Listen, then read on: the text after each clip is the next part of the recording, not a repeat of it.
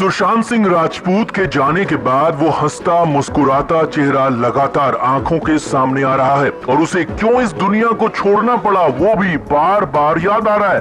तो हमने आपको बताया था कि सुशांत के साथ झगड़े की शुरुआत 2017 में सलमान खान की बर्थडे पार्टी से हुई थी और सलमान के पनवेल फार्म हाउस में हुई इसी बर्थडे पार्टी को लेकर अब कुछ और बड़े खुलासे हुए हैं, क्योंकि उस दिन सुशांत सिंह राजपूत पर हाथ तक उठाया गया था और बहुत कुछ गलत शलत भी कहा गया।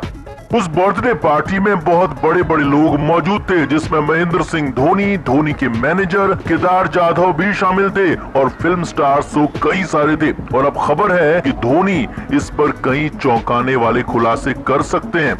तो क्या हुआ था उस दिन, कैसे सूरज पंचोली ने उठाया था सुशांत पर हाथ और फिर सलमान खान ने क्या किया, सुशांत के पहले झगड़े की पूरी कहानी आपको बताते हैं। आप भी इस पर कमेंट जरूर करें। 27 दिसंबर को सलमान खान का बर्थडे होता है और 3 साल पहले यानी 2017 में 26 दिसंबर की रात से ही सलमान के पनवेल वाले फार्म हाउस में पार्टी शुरू हो गई थी।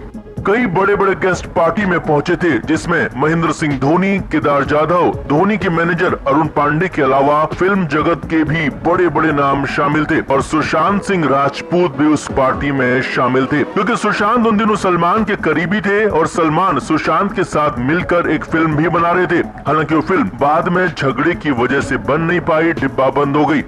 तो रात 12 बजे सलमान खान ने केक काटा। उस वक्त भी कुछ तनातनी हुई थी, लेकिन असली झगड़ा रात 1 बजे शुरू हुआ, जब सूरज पंचोली के सामने सुशांत सिंह राजपूत आ गए। जी हाँ, वही सूरज पंचोली जो जिया खान के मामले में आरोपी हैं। तो खबर है कि फार्म हाउस के ड्रिंक एरिया में सूरज पंचोली और सुशांत सिंह राजपूत के बीच कुछ बहस हुई थी और उसी सूरज पंचोली के साथ झगड़े की शुरुआत हुई थी, जो जिया खान मामले में आरोपी है और अब तक घूम रहा है। अब सुशांत और पंचोली के बीच बात बहुत ज्यादा बढ़ गई और सूरज पंचोली ने सुशांत पर हाथ तक उठा दिया था।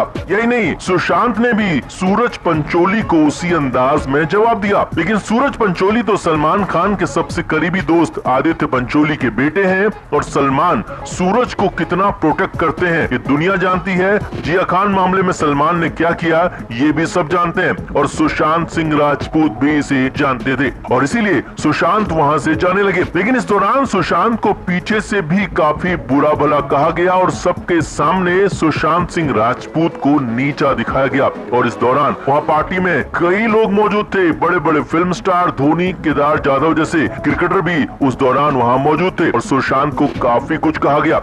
यही नहीं, सुशांत सिंह के जाने के बाद भी सूरज पंचोली और सलमान गैंग ने सुशांत को लेकर बहुत बुरा भला कहा। अब सुशांत सिंह राजपूत तो चले गए, उसके बाद सलमान ने सुशांत को फोन करके झगड़े के बारे में पूछा तो सुशांत ने झगड़े की वजह भी सूरज पंचोली को ही बता दिया, जो कि सच भी था। बस फिर क्या था, दोस्त के बेटे की गलती तो सलमान खान सुन नहीं सकते थे और फिर सलमान ने अपनी पैंतरेबाजी शुरू कर दी।